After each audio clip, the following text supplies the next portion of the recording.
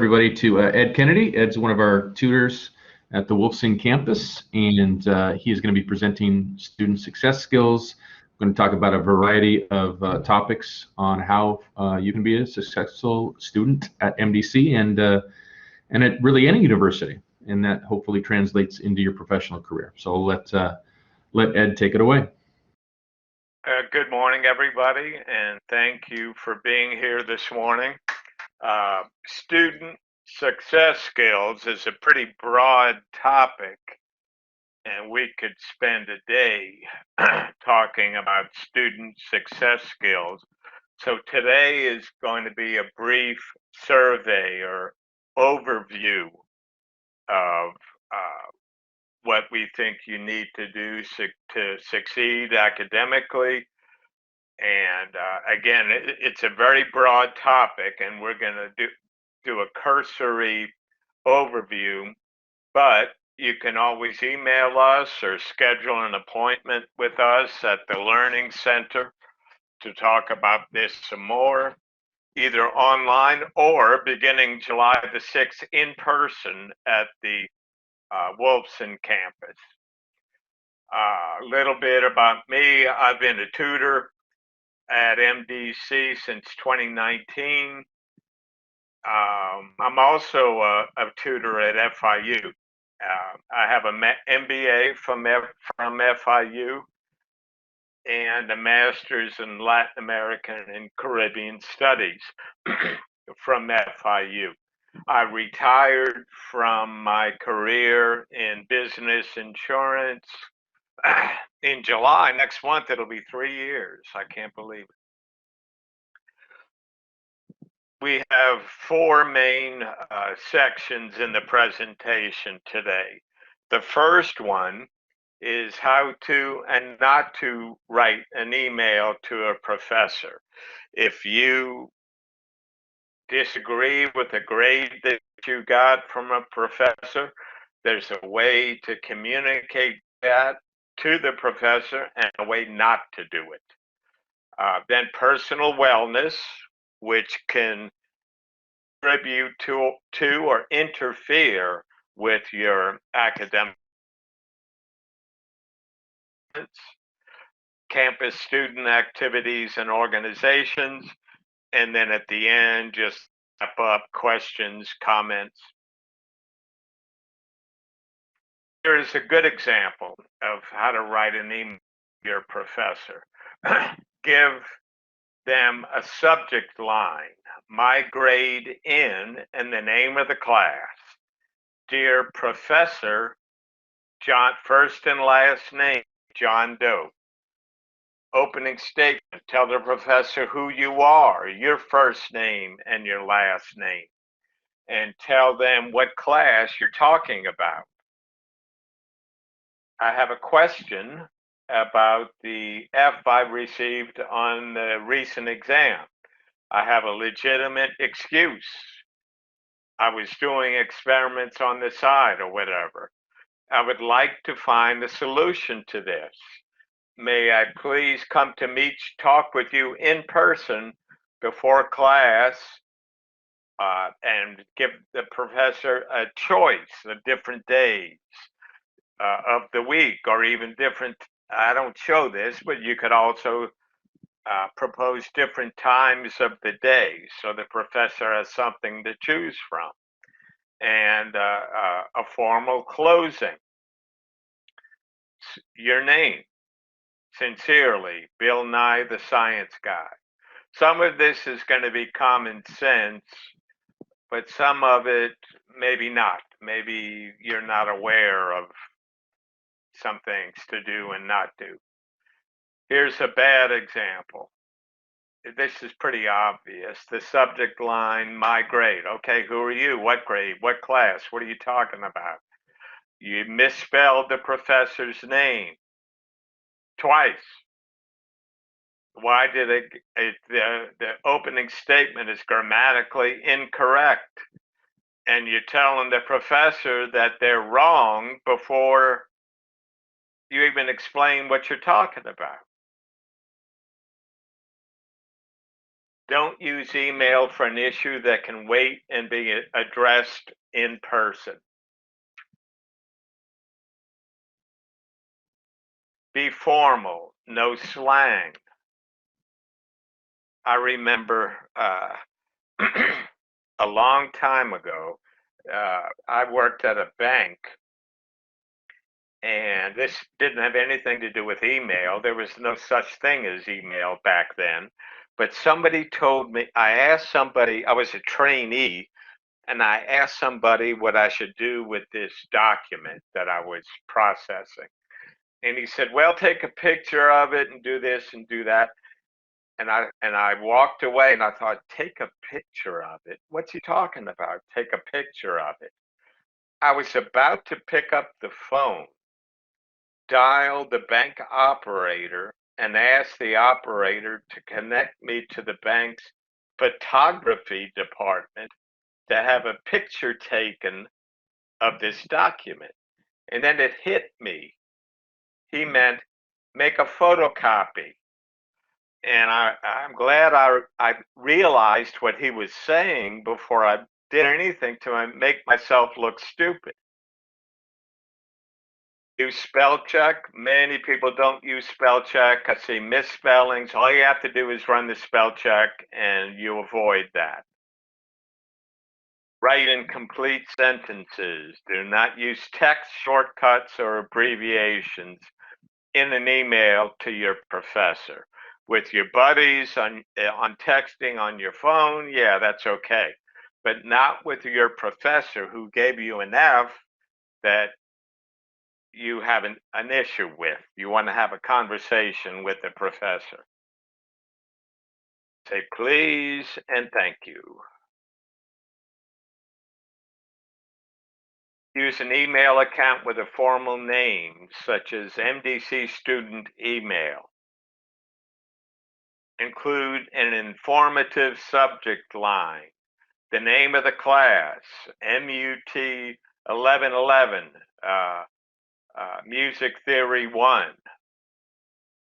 Spell your professor's name correctly, first and last name. If the professor has a PhD, they like to be called doctor. I have a music professor at MDC, and he has a PhD in music education. I've taken a couple of classes with him. In the first class, he says, don't call me by my first name. I'm Dr. Smith or whatever. He said, I worked hard to get a PhD, and I want you to call me doctor. I said, that's okay with me. If used properly, email communication between students and instructors has a positive impact on student success.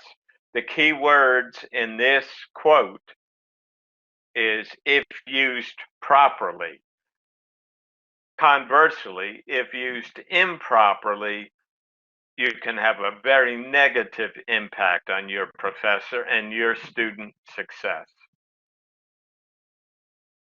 Briefly state the reason you are emailing. Don't go on and on and on complaining. Briefly state the reason you are emailing in non-emotional language. Specific assignment title, exam number 3. Ask for clarification before assuming the professor has made an error. In my previous career, before I retired in insurance, we would get emails from clients telling us how stupid we were and we made a mistake in their bill on this, and this. I could go through, well, the first thing I would do was put that at the bottom of my stack of work to do. And then when I eventually got to it, I could tick off what they were saying we were stupid and we were wrong. I could show them exactly how they were wrong. And they assumed many things which were not correct. So don't assume your professor made an error. Ask first, what did you mean when you wrote these comments on my exam? Suggest a solution. May I come to see you in your office? Full name, first and last name, no nicknames, you know, Billy or Bobby or something like that. Reread several times what you have written before you send it. In my previous career, when I wanted to answer a client and I was angry at them, I would let it sit overnight until the next morning before I sent it. And usually it was a good thing I did because my email back to them many times was equally as nasty and mean. But I caught it because I let it sit overnight. Polite, concise, and clear. Allow adequate time for the professor to reply. Don't wait 2 hours and then email them again and say, why haven't you answered me? Okay, we could go into a lot more detail about how to write emails and how not to, but you can leave that for a later time. You can schedule an appointment with me or one of the other tutors to come in to see us and help you with your writing. Personal wellness. There are many.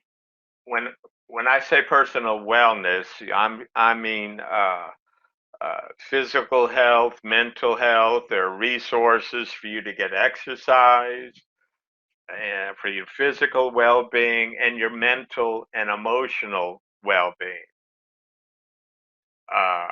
Financial aid information is available.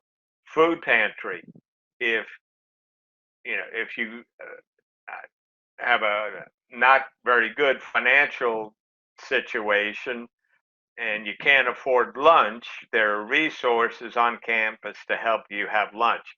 It's hard to concentrate on studying when you're hungry. Mental health counseling. And here is a link. Let's take a look at it for a second. Single stop. Many, many resources on personal well-being, wellness, financial aid, everything that we're talking about right now. Oops, 1 second.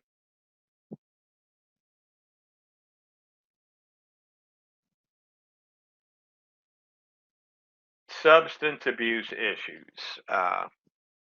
Many years ago, when I was an undergraduate at the University of New Orleans, I had a couple of issues with alcohol and depression. Uh, Unfortunately, I didn't know any better at the time, and I attempted to treat my depression with alcohol, and that only made everything much worse. It interfered with my academic performance. I managed to graduate barely with a bachelor's degree, but my issues interfered with my academic performance and my life for 10 years after I graduated. If you think you may have a problem, there are many resources now that either I didn't have or I didn't want to use back then. Don't do what I did, and which was do nothing about it. Here's one resource right here. Alcoholics Anonymous Miami-Dade Intergroup. There are meetings all over Miami-Dade County, day and night, 7 days a week, 365 days a year. Oops. There. You can talk to me if you think you may have an issue, or if you have a friend that you think may have an issue. You can schedule an appointment. I'm not a psychiatrist or a psychologist or a substance abuse counselor, but from my experience from a long time ago, I know what I'm talking about. Next section is campus activities. Um, there are extracurricular campus activities can help you with your grades, can help you networking and make friends. I was in some campus activities back at UNO, and that's one thing I did right was I got involved in campus activities and I loved it. I have an old friend from back then. Uh, well, in October, I'm going to New Orleans for my 50th high school reunion. While I'm there, I reconnected via LinkedIn a friend of mine from the not from high school, but from the university that was a friend in my campus activities back then. And we haven't seen each other since 1977, but we reconnected, and my wife and I have arranged to meet him and his wife for lunch while we're in town in October. So my point is you can make friends for the rest of your life via campus activities, not just while you're in college. I scheduled a Zoom meeting with my friend a couple of weeks ago to make the arrangements, and after almost 50 years, we didn't recognize each other. I thought, who is this guy? I don't know this guy.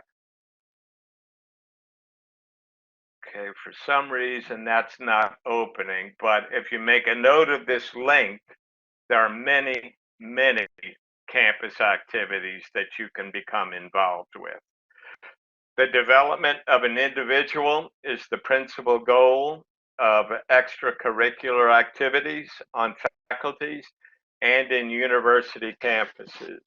The numerous experiences these activities afford positively impact the student's emotional, intellectual, social, and interpersonal development. And that's true in my case. That's when you have a moment, Jorge and whoever else is here, if you could click on this link, it'll be a brief survey about this presentation. And here's my information. You can click on this link to schedule an appointment with me, either online or on campus, beginning very soon. We're in the library on the second floor and in the computer courtyard, building 1 on the second floor.